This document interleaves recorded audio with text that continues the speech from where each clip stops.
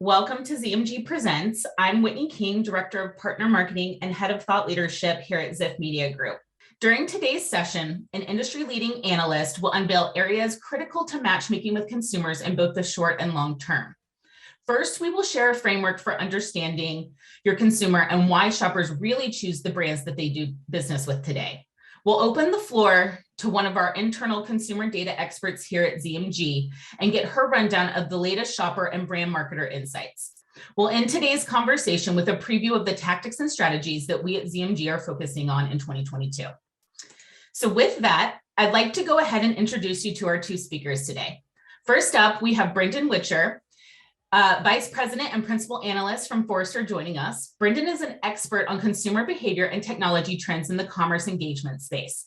He has written over 150 industry-leading research reports, the latest of which we will hear more on today, and is a trusted advisor to over half of the US Fortune 100 companies. Following Brendan, ZMG's Myra Gutierrez will join the virtual stage. Myra brings nearly a decade of analyst and research experience to the Ziff team, where she manages external research programs and industry insights across RetailMeNot, Mashable, PCMag, and Offers.com. With that, I'm going to hand it over to Brendan now. Welcome, Brendan. Thanks. It is very good to be here today. Let me get this started here. Hi, everybody. Good to talk to you today. I'm going to share my screen so that you can see what I'm looking at. There we go. All right. So what a great intro. What a great way of looking at the relationships we have with consumers. My name is Brendan Witcher. I am Vice President Principal Analyst at Forrester Research. I've been here about 8 years. Before this, I was a practitioner, and I looked at strategies and understanding the customer from the perspective of working with, for example, musical instrument buyers when I was head of strategy for Guitar Center, or fruit basket buyers when I was head of marketing for Harry & David. So you can see that I've kind of run the gamut. And in the course of the 2 decades that I've been working in this space, I've been thinking about and looking at what is it that makes consumers, pick the brands they pick? What is it that they care about? This is a fascinating area to me. I'm really excited to share with you this new information, this brand new content that I have about conditions to meeting customers, and to provide you a 6C strategy for engaging customers and how to win their business going forward. So let's kick it off real quick here. Let me see how to make that work. There we go. All right. So from Adam McKay's Oscar-winning film, The Big Short, this is the opening statement. It ain't what you don't know that gets you in trouble. It's what you know for sure that just ain't so. That was given, Mark Twain was given credit for that. And of course, ironically, Mr. Twain never actually even said that. So, we live in a world where we make assumptions all the time. We say the customer is this, the customer is that. We believe this, we believe that. And those assumptions are those little nuggets that keep us in our place, those frames that keep our business going forward and focused on certain areas. But what if those are wrong? What if those assumptions about the customer are wrong? What if what we believe about the consumer, an individual consumer in particular, is dead wrong? Well, this is where, as Mark Twain didn't say, we get into trouble. So let me give you an example of what I mean in the real world by this. So I was recently working on a project with a company, and I was talking to the executive team, and the general statements, in fact, one statement quoted here is, our customers are loyal to our brand because they love our high quality products and we align with their shopping values. Okay, fair enough. I'm sure that many of your executives might say the same thing. You might hear it day to day. But when I was in the actual interviews with their very best customers, not average customers, their very best customers, the overall statement, when I asked the question, like, tell me a little bit about why you shop or wouldn't shop at this company. Here's the general response that I got. Even though they have a website, if I didn't live near their store, I would likely completely stop shopping with them. You can see the disconnect, right? Like, there is a reason these people are choosing to shop with this brand, and yet the brand is completely oblivious to the fact that it has to do with proximity. Just as an example here, like this assumption, which is on the left-hand side, means this company is probably focusing on over communicating the values and over communicating the quality of their products, right? But they're under communicating the convenience and the ease at which the customer can come into a store and shop for their products, which, by the way, are the kinds of things that you'd want to go in and shop for, because they have some tangible elements that make very important differentiations between each of the products. And so this made a lot of sense why people wouldn't want to go to the website. So it's one of those things where the company is from a strategic perspective, is focusing resources and energy a lot of times on the wrong messaging, on the wrong kinds of information. And that's why they're not getting the results they probably could get if they had gotten the right messaging going with the right sort of value for the consumer. This is the sort of like visual impact of what ends up happening when you get it wrong. A company has a certain strategy, they're using certain tools to do that, but they're pounding on the customer in the wrong kind of way. They're using those tools because this disconnect between what the customer needs, what the customer wants, what they value, what they care about a lot is disconnected from what the company is saying to them. And this is what customer experience ends up looking like. And of course, this doesn't look pleasant in any situation. Here's the hard reality, though, is this is a common thing that people forget. As an analyst, I think of this strategically, and I don't think, well, what's the most obvious thing? I try to dig a little bit deeper into the layers here and say, but what's going to create a competitive advantage for companies? The bad news, well, maybe good news if you're willing to change, but the bad news for most is that digital sameness is pervasive. When we look at the consumer, the CX index scores from 2021, brand new data here, you can see that most consumers say experiences that I have on the website are kind of, that I have from brands are meh. They're okay. They're not great. They're all right.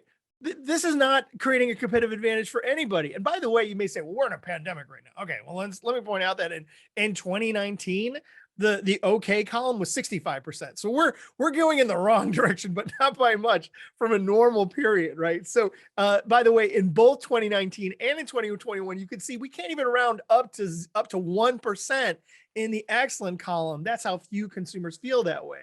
So let me ask you this: in a world where everybody's kind of doing the same thing, where this digital sameness is pervasive, do you think you have a competitive advantage? Do you? You don't, right? Like, this is the problem. And it's reflected in something that I read many years ago, which is Jim Collins' book, Good to Great. Now, with full credit to Jim, and I don't want to take away any of his sales, but the truth of the matter is that if you read the opening line of the book, which is good is the enemy of great, literally that's the opening line, you don't have to read the other 200 and some pages. Okay. So if you understand this concept that when companies tend to do things good, they tend not to make them great. They tend to get to a certain point and then they try to work on something else. And you're going to see this as a theme throughout this speech that I give on understanding the customer. But the truth is that the inability to move to great is why you can't create competitive advantages. And I'm not saying great's like a big leap. I'm just saying different from what everybody else is doing is just so important. But companies say they're in this problem. They even wrote a book about it, as you can see. It's a very famous book. So here's an example of that delta. Okay. Everyone is doing personalization. Everyone is saying, yeah, we're doing personalization. Okay. Really? All right. 89% of companies say we're investing in personalizing the customer experience. Great. Okay. But yet 40% of consumers say the information I get from brands is relevant to my taste and interests. So doing personalization and not getting it right is not still personalization. That's just marketing.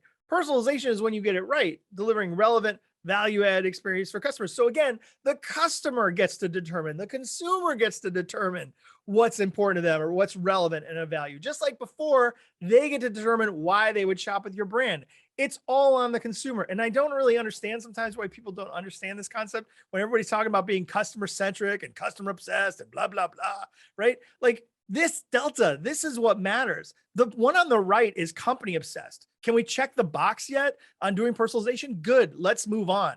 The problem is that most consumers aren't getting the experience that they want. And that's why, once again, you're not getting the results that you would expect. And in fact, consumers are begging for this. 1 in 3 consumers agree that companies should do more to offer personalization. And 4 out of 5, a vast majority say they would share information just to get a more personalized experience. That important data that we hold on to so tightly and that we care so much about these days, we're willing to give it up as long as the experience adds value to our lives.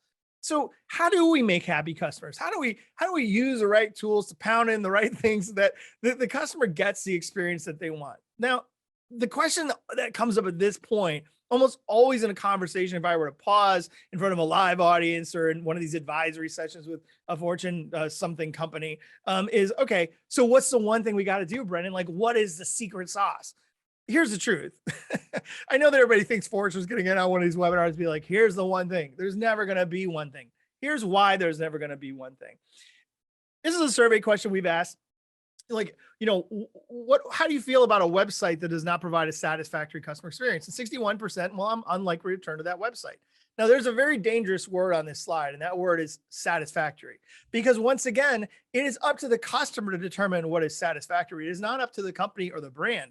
It's not up to you. You don't get to determine satisfactory, which is why there's never going to be a silver bullet. Because to each of us, even the people that are on this panel that are going to talk today, the three of us, we all have different things that we care about, different things we need in a shopping experience. And that will vary from product to product, moment to moment. So there's never going to be one thing. The key is to be able to win customers as segments of customers. And I know when you talk about segmentation as a marketer, you tend to think about different ways of segmenting. But what I'm talking about is groups of individuals, parts of individuals that have certain needs, that have certain conditions, that are look for certain things in the experience in order to say, yeah, you know what, I'm going to give my business to you today.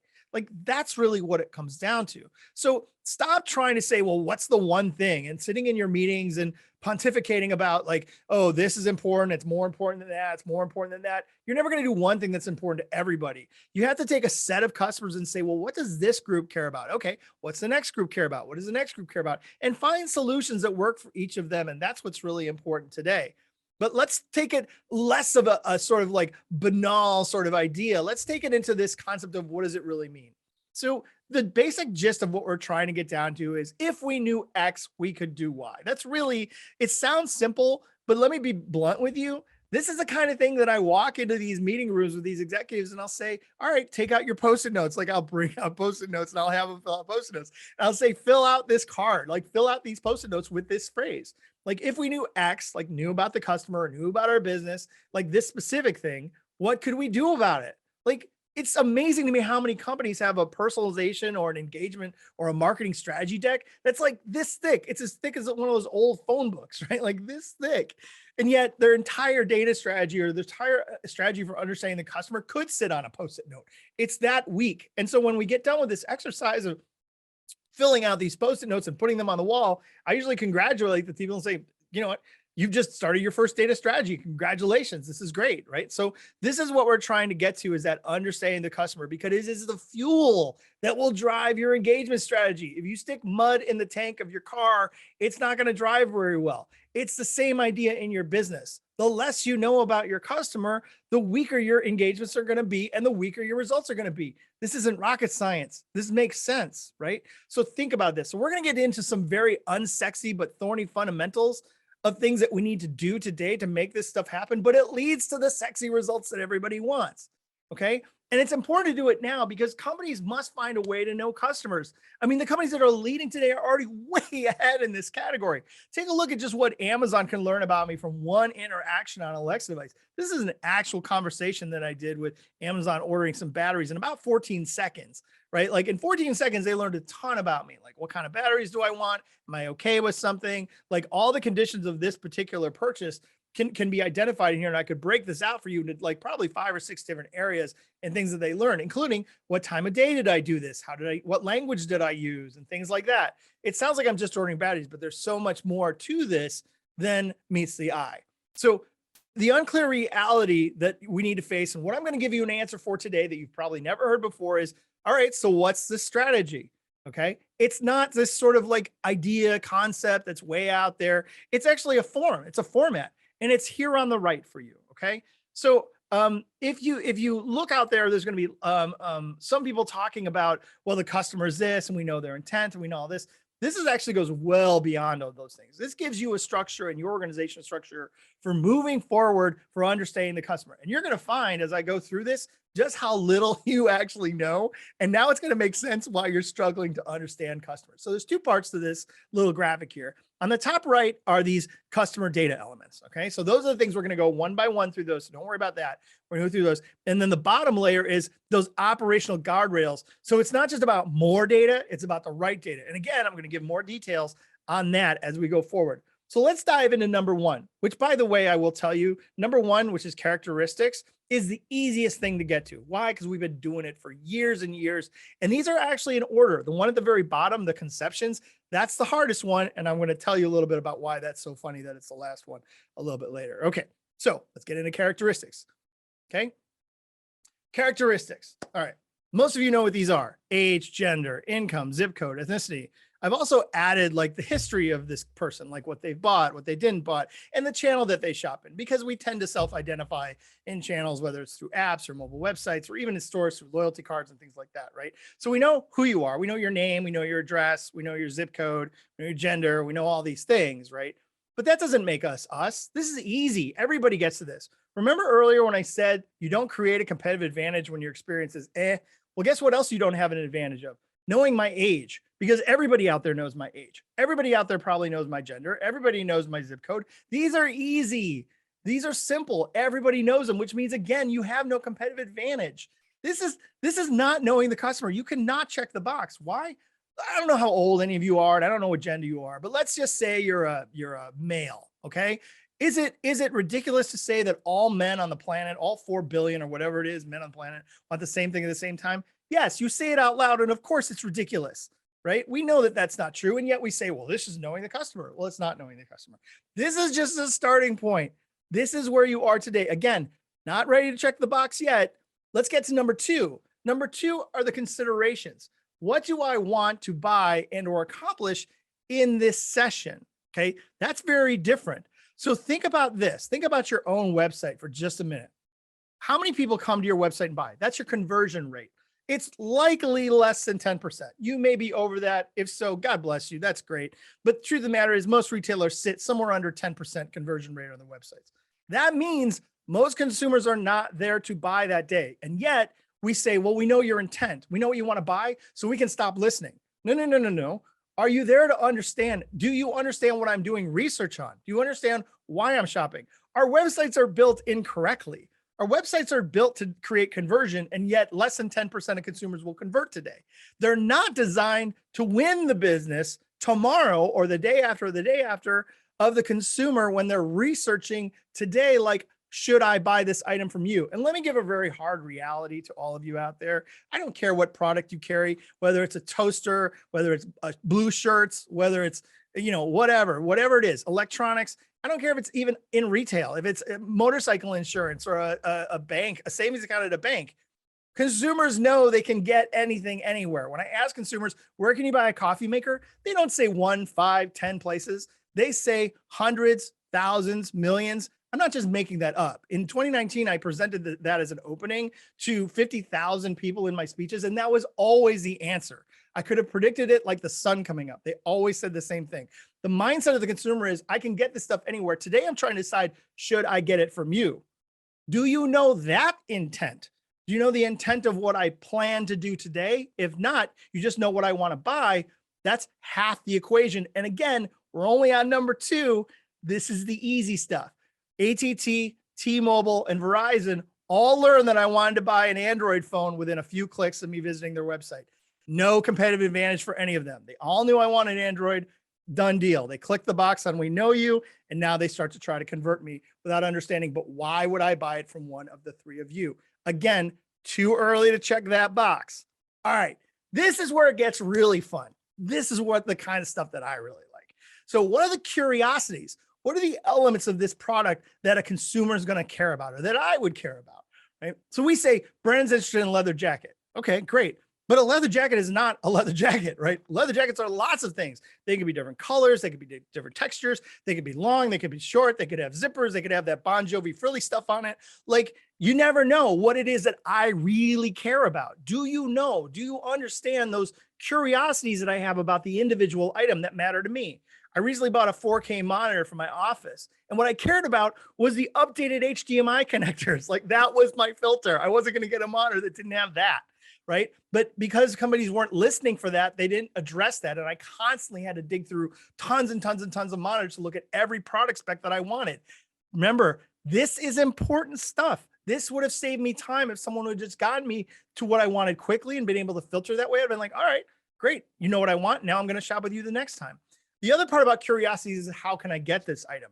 Learning, like, do I want to buy online, pick up in store? Do I want it to ship to home? Do I want to ship to a friend?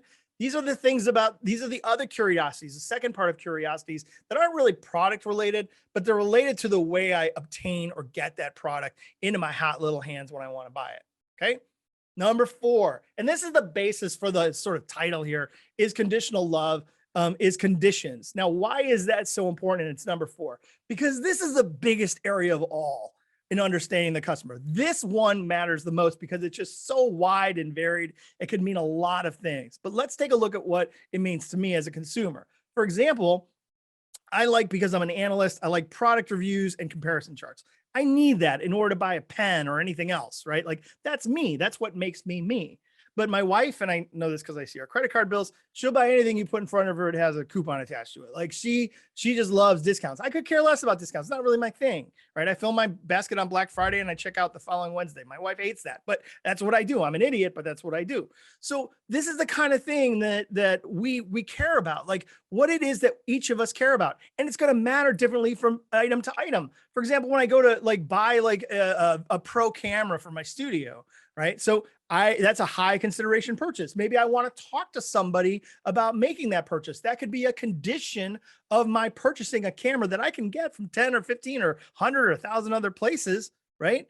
That's a condition of my purchase for picking B&H because I want to be able to do that. B&H understands that. So they're meeting a certain amount of customer needs, not everybody, but a certain number of them. They're meeting those conditions of that particular customer. More importantly, when they learn that these things are important to me, they can market those messages to me. I mean, do you have an endless things that you can market to your customers on today?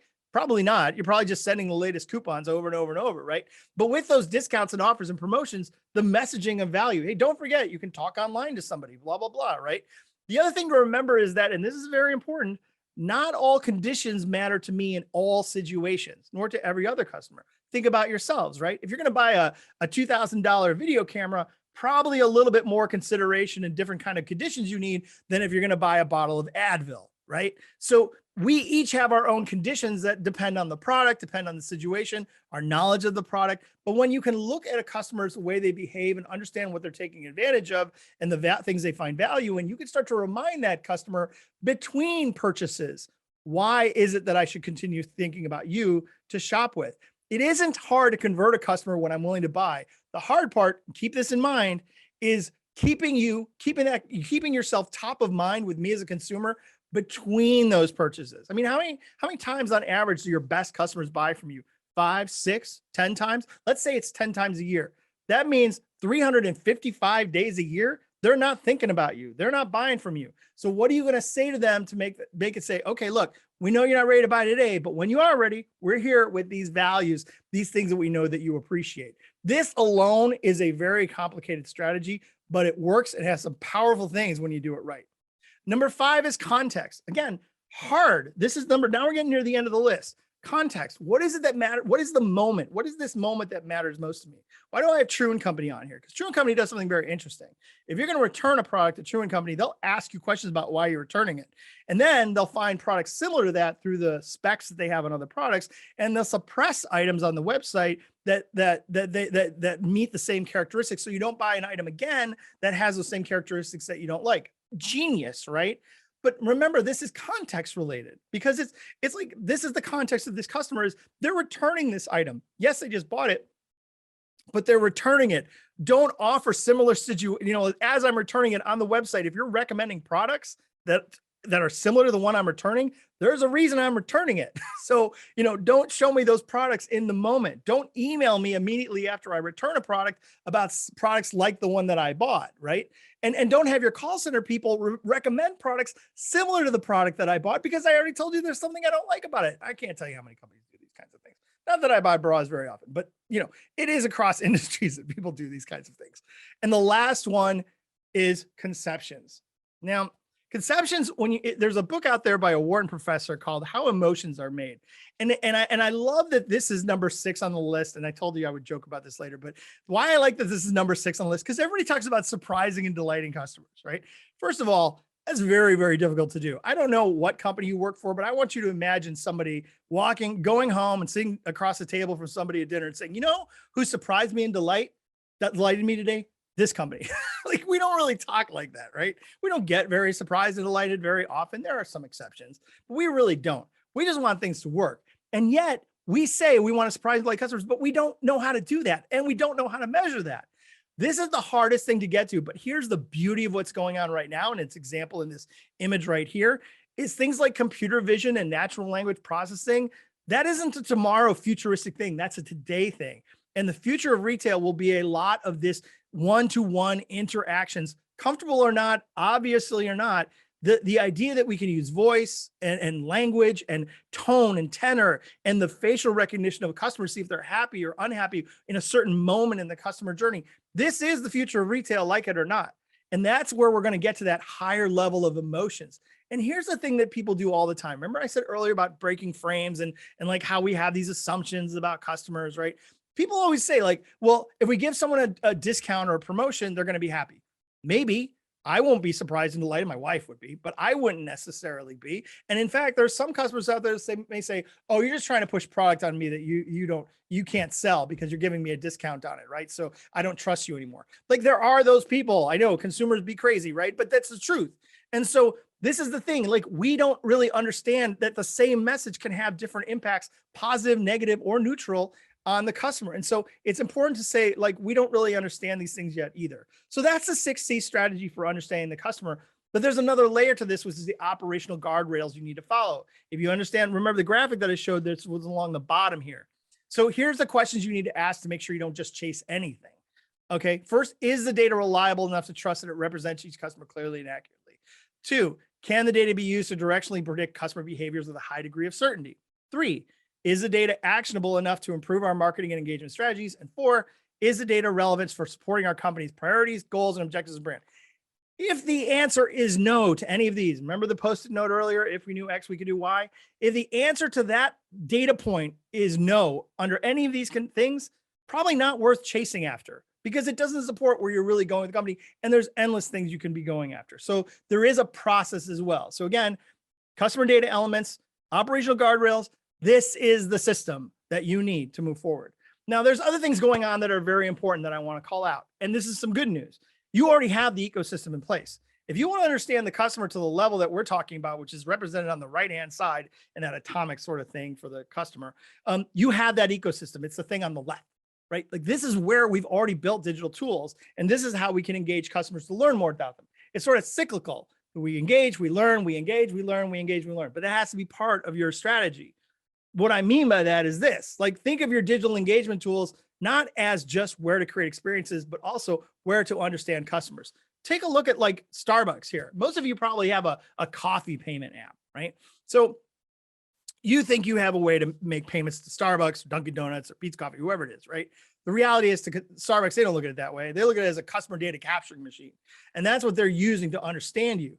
Even like an example like Neiman Marcus here with a Snap Find Shop. You're saying, oh, it's a way for me to find products easier. Yes. And it's also a way for the company to learn, what is this person interested in? Like, right. So you have to start thinking about it in this way. It's a flip of the switch mentality. Are you building digital touch points? You probably are, but are you building them for engagement? Are you building them both for engagement and for an understanding of the customer? This is how you create those digital dialogues with the customer that enables you to do not just in the moment personalization, but also throughout the customer's life cycle, both in this path to purchase and in future engagements with them. The other thing that's happening, which is also good news for you, is that you're probably already doing the investments in technologies and data to do this work. When we ask companies like, what are the 3 most important factors when selecting your MarTech vendor? Number 1, ease of integration with other data sources and systems. Note, that activity itself doesn't actually create any sort of benefit to the P&L. You have to do something with it.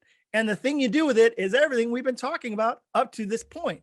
So when people are saying, yeah, we want all this blah, blah, blah, don't make it meaningless, make it meaningful, and apply the things we've talked about to this work you're already doing. This is why companies are doing it. And so that's what you need to head to. So what's the new reality? The new reality, when you do all this, is you can do individualized experiences. Leading companies today are evolving to personalization 2.0. They're seeing the customer as an individual, not just a persona, not just as a segment, but who is this customer? It doesn't mean that segmentation is going away. It just means we have a new North Star to head to. The ability to talk to a customer in an individualized way is going to feel more personalized. It's going to feel more relevant. It's going to feel more value, and it's going to separate you from the pack in a world where most companies are delivering the exact same experiences all the time, every single moment, every single day. Now, most people say, well, all right, so individualization, segmentation, personalization, I'm confused.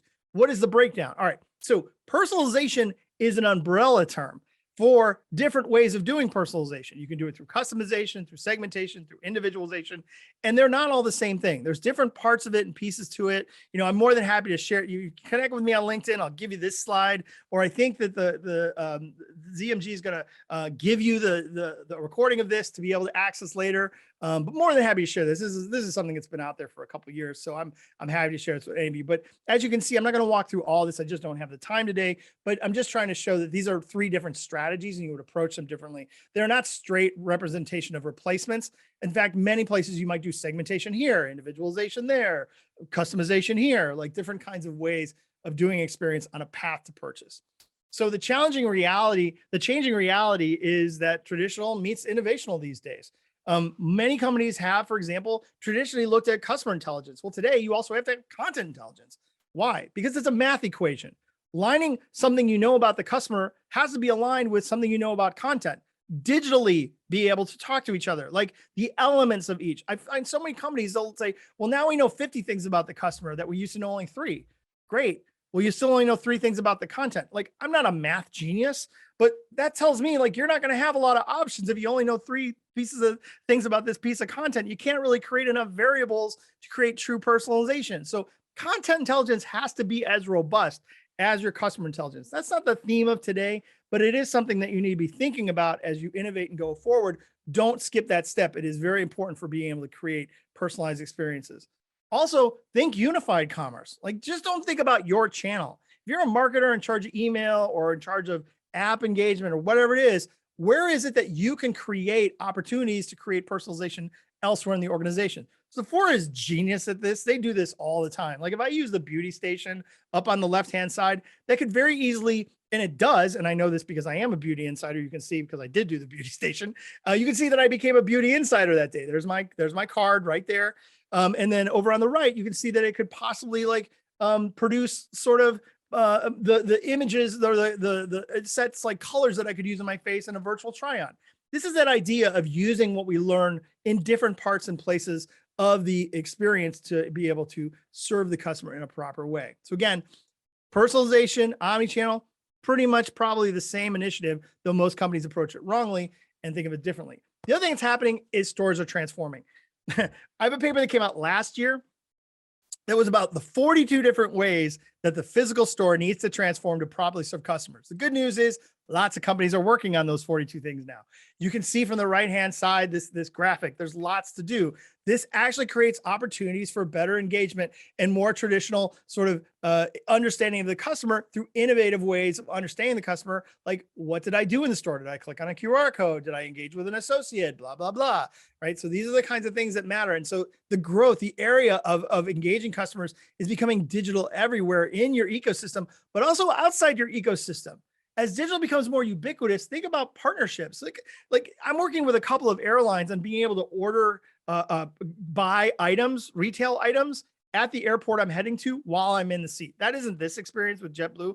I'm under NDA with those other things, but this is an example of what like JetBlue is doing currently. They're asking you questions. They're trying to learn about you to sell you more airline tickets. No, this has nothing to do with airline tickets. They're trying to serve you better as a consumer. You should be looking at companies doing very innovative things out there in approaches to things like, you know, you think it's ridiculous, but Tinder, I'm going to say Tinder, not a webinar here, right? But Tinder is something that you could use if you're in the business of selling flowers or mouthwash or lots of other things, right? Like, as we've digitized everything, the opportunities to sell products within those channels become real opportunities and should not be ignored. So what are the things that I say, the 5 things you kind of need to think about and go forward with, aside from the things that I've touched on in this webinar, okay? As you head into the rest of the year, let's start with number 1. Challenge your thinking about what customers see value in. What can't you do today that consumers already expect? In other words, what I'm saying is don't try to go beyond what they expect. You got to meet their needs right here and now. Many of us will walk into a store and say, well, why don't you have buy online, pick up in store, right? But most customers won't walk into a store, look around and go, oh, there's no virtual reality, I'm out of here. That's not going to happen. right? So you need to like understand, like, are we working on those customer data points that make sense for the consumer at this moment in time with where consumers generally lie? Number two, fish where the fish are. Invest in innovation that embraces where customers already shop with you and improve what customers already love you for. For example, if consumers like to use your app, great. Then you should probably do something there. If people use it a lot, that's where the fish are, right? But if you have only like less than 1% of people using your app, maybe it's not time to make those improvements to the app. Maybe it's time to make the improvements on your mobile website or on your website itself or in your stores if they always go to your stores. Like, understand that you're probably not going to change customer behavior. So you have to gravitate towards customer behavior and do innovative things where they already are doing business with you. Number three, consider independent tech for unified experiences. Lots of companies fail to see this. They're like, well, this is a solution for this channel and we can't. No. Think about how you would build out this channel, but also how what you do here affects the other parts of it. So work with your vendors and solution providers and saying, all right, what can you help me with? What's the broad scope? What's the broad picture? Okay, you can help me with all this. First, check. Good. I like vendors that can help me with multiple things because I already know consumers are channel agnostic and they're going everywhere. So I need to be able to connect them everywhere. But beyond the peripheral of what that vendor can help you with, you need to be able to work with vendors that help you serve the connective data points to those other solutions, right? And so you're being able to create that omni-channel sort of experience through multiple vendors. By the way, there's no one vendor that's going to do it all for you. Okay. So just find those solutions and dovetail them together. And that's the key. Number four, don't rush to check that box. I've said it a few times during this webinar, right? If you haven't identified a business outcome to measure against, then there is still work to do and the solution is likely too novel. What I mean by that is, how are you measuring success? If you're going to go for it, like all the way in and say, we're going to know if customers are surprised and like, forget that Brendan Witcher from Forrester. We're going to know if customers are surprised and delighted. Go for it, right? But how are you going to measure it? With some accuracy, clearly. I don't care if you do it. Just make sure you can check the box and say, we know how to measure it. If you know how to measure it, then the project's probably done. Because if you fail, you know that you failed. If you succeed, you know you succeeded, right? You can move on. You can either drop the project if you fail, change the project if you fail, or you can iterate on top of what you learned. That's the good thing. If you learn something works, apply it everywhere. Don't just say, great, how do we capitalize it on it right here? Think about how those things combine with other parts. And finally, and I cannot do a webinar with talking about this as an analyst, is fix your internal flaws. Not everything is a technology problem. Over half of companies still have a problem with culture. 4 to 5 companies have a problem with organizational silos. And again, over half of companies don't even have those metrics I just talked about to measure success. So these softer elements, I'm going to make you a promise. You will be the same company next year that you are this year if you don't fix those sort of softer things that have nothing to do with technology. Have them watch this webinar and have a conversation about it. That could be a good first step. I kind of get that question sometimes, but I'm going to give it to you as a good first step, is have people take a look at this and give it some thought, have a meeting about it, discuss it, challenge me, like disagree with me, agree with me, but at least talk about it. That's the important thing for moving forward. So thank you for your time today. I think I probably went over, which I'm sorry about, but I do appreciate everybody giving me some space to share this new research with you. I'm very excited about it. My clients are excited about it. I've already shared it with many of them, and they're applying lots of these things today. So thanks again for your time. I'm going to pass it over to the group over there. Like Whitney, I think is gonna take it away, and we'll talk soon.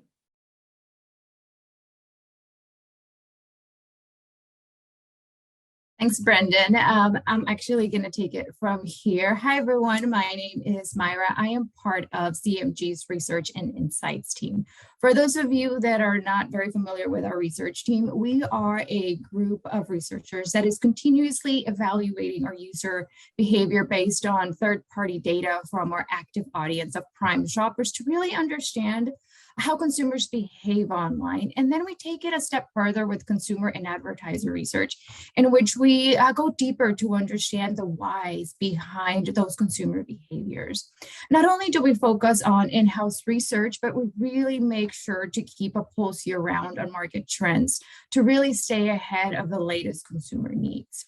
So today, I am excited to share with you our top partners first access to 3 of our latest studies in which we surveyed over 2,000 consumers, over 200 senior retail marketers to really get a good representative picture of the current consumers' changing needs. Change, we know, is really the only constant, right? Especially in a world that has changed your consumers. You as a brand cannot remain where you are if you want to continue growing. So let's use this time to really unpack how the needs of your consumers have changed so that you as a business can really be where you want to be. So let's start with the most basic question, and that's, what do consumers want? And the answer is really simple. Consumers want to shop.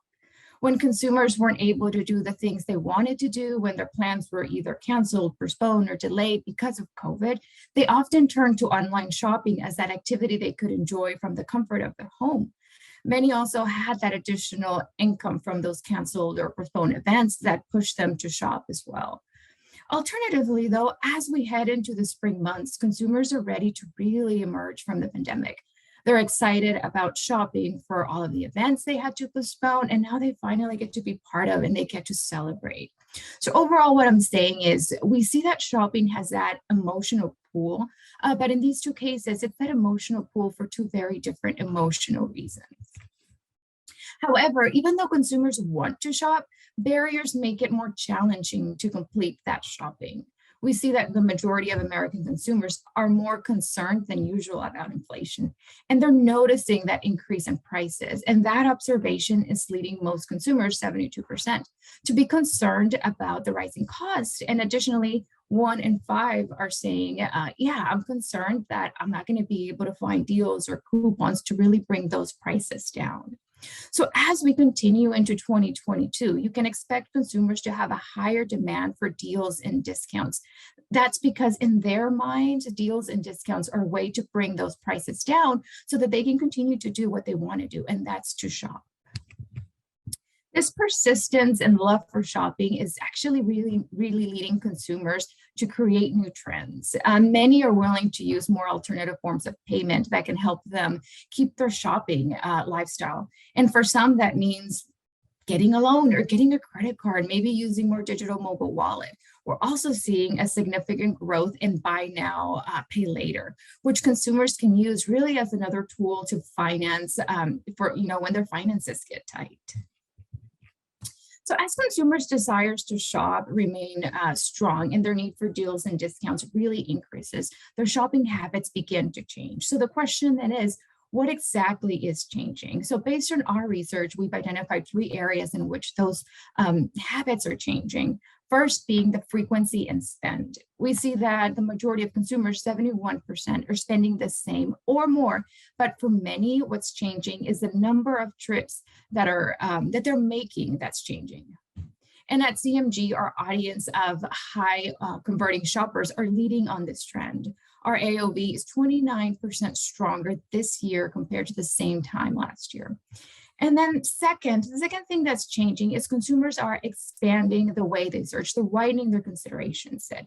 If you remember what I mentioned earlier, inflation is leading to consumers being more concerned about those higher prices. So they are expanding the way they search, expanding their consideration set, meaning they're considering switching to lower price brands, to more generic brands. They're even looking for recommendations from different sources like influencers.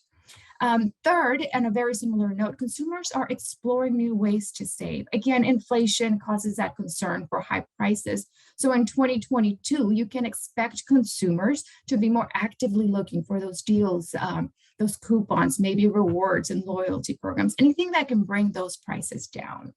That said, these are 3 ways we identified in which consumers are changing their shopping habits. And I want to go a little bit deeper into each one of these 3. First, starting with spending. So as we head into Q2, we see that there's a reemergence of shopping that really begins to happen. And we see that 1 in 3 consumers say they're ready to spend more, whether that might mean for some splurging on a vacation or maybe buying a new wardrobe they can finally show off, maybe shopping for Mother's Day, maybe looking for that perfect graduation gift. Whatever it may be that they're shopping for, the thing is that they are shopping. However, one thing we should keep in mind is that over the past 2 years, these consumers have had to get really scrappy with how they find products, especially in the way they complete their search during a shopping trip, right? And one way consumers are changing the way they search is through social media. Social has really gained traction in offering purchase options directly within an app. And consumers are saying, yeah, social media has really changed the way I search for product. It's changed the way I find a product. And the question is, why is it so popular, right? And it's pretty simple. it's able to provide personalized or relatable products to consumers in a very fun and enjoyable way. So as we look into 2022, we see that many brands and retailers are planning to introduce both shoppable social media and shoppable video. And as I speak specifically about ZMG, we are focused on both of these efforts and have already seen success with integration of shopping buttons within our video content late last year. Social media shoppers have also increasingly become more nonlinear in their path to purchase. But this popularity of social shopping is really benefiting you, the brand, the marketers as well. Half of the senior retail marketers that we spoke with agree that the organization has found long-term benefits from these initiatives. So when we look at the traditional shopping funnel, social media was treated as an awareness and consideration tactic more often than not, right? But the introduction of shopping tools or shopping apps like Instagram and Facebook have really allowed social shopping to become both the starting point of the journey and the ending point of purchase. And that's pushing consumers more swiftly down that purchase funnel. Not only that, but we can expect that trend to only continue to increase. Consumers, the majority, 87%, are saying that right now they're utilizing this channel more than they did so a year ago for browsing and shopping. So overall, social content is now really serving a dual role of entertainment and purpose. And other content channels are actually adjusting their digital experiences in response to this. So one of the biggest takeaways from the past 2 years is that consumers have found both, joy and a personal connection to shopping. Much like social media has provided them an escape from everyday challenges, shopping in general has also lent itself to be that same level of entertainment. So this delivers on what consumers want from shopping, right? And that's an emotional activity that ultimately makes them happy, that makes them excited to shop. However, we should keep in mind that each consumer has their own unique shopping love language. But if we think about it, shopping really goes beyond just being an enjoyable activity in today's world. Consumers really also need to fulfill a need. And more consumers are actually value driven now than ever before. But if we think about it, the word of value is very subjective. It can mean different things to different consumers. For example, using myself as an example, value to me is really waiting until I find a coupon for a product that I really want to buy. But for my boyfriend, value can mean finding a retailer that provides him with loyalty points for shopping repeatedly with him. The point I'm trying to make is really that value is that scale consumers use to judge the areas of importance in their shopping journey. So as a brand marketer, this means you can personalize different value tactics to really meet the needs of those consumers. So with that, I want to start exploring these different value tactics. First, looking at those price-dependent factors such as deals and free shipping. These two more monetary value-driven tactics can really validate a purchase decision for a consumer. Both of these tactics, we know consumers are going to be actively looking for in 2022. Not only that, but as they look for these tactics, they're going to be encouraged to try new brands, to try the brands that offer them these tactics, right? And this then becomes an opportunity for the brand, for you to really get your product, your brand in the mindsets of consumers. And we see that many retailers are already planning to adjust their promotional calendar in 2022 for this. That all said, providing value to consumers can actually go beyond just coupons and free shipping. Value can be delivered through other tactics like loyalty and sustainability programs. So as you look to offer these tactics and programs to provide value to shoppers who are drawn to factors beyond price, it can help bring them closer. It can help bring the customer closer to your brand. And some of you here have already implemented some of these programs, but I want to take this narrative just one step further, right? And speak to the value that they can also bring you as a marketer. And that's that they can allow you to capture data which you can then use to really get to know your customer in a more intimate way. However, one thing I want us to keep in mind is what we heard from Brendan's presentation earlier, and that is that every consumer has different needs and different wants. And these tactics I just talked about may not be the need of every single consumer, right? Therefore, getting to know your customer is going to be primary. Secondary, it's going to be learning how and what tactics to implement based on what they need. So overall, it seems really simple, right? Consumers want to be heard. Consumers want to be understood. And when that happens, we see that consumers are willing to share. They're willing to share their personal information. It becomes a two-way relationship, really, where that question is back on you, on the brand. And that question is, how strong, how deep do you want your relationship with your customer to be? Brendan mentioned earlier, right? What columns of data do you want to look at?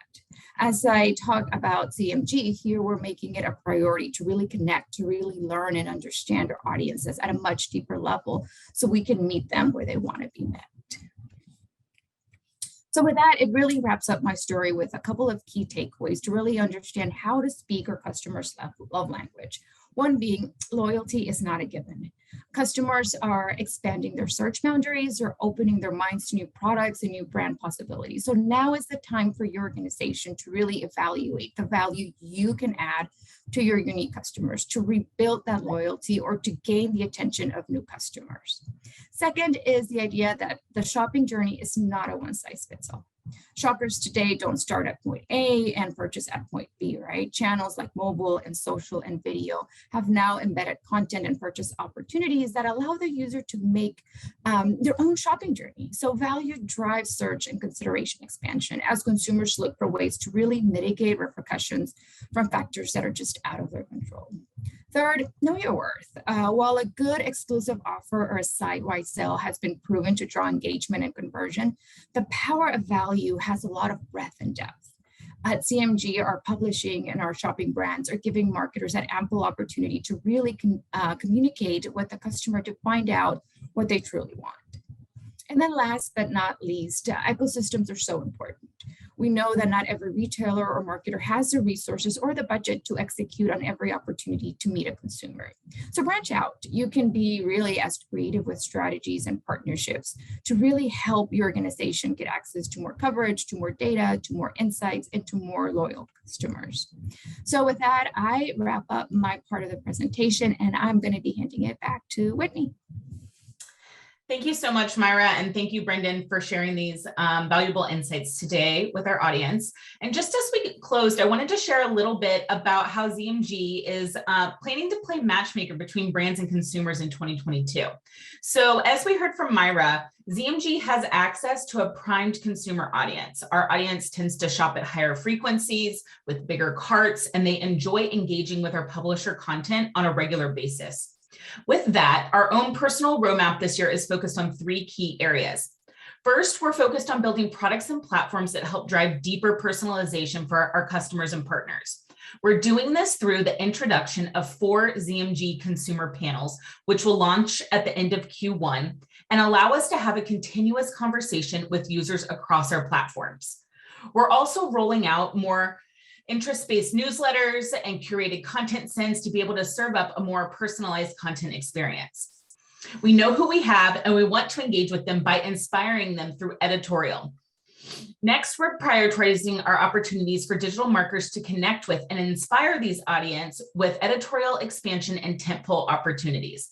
Our editorial team is filled with product experts and trusted voices across Mashable, PC Mag, and Retail Me Not, who have identified prime categories and seasonal moments for engagement, which will both inspire and educate consumers on their next big purchase. And then last, we're building some new channels across our sites that drive engagement and action from our target audience. This audience is ready to shop, and we're working to make their journey easier, ultimately driving higher conversion rates and higher AOV.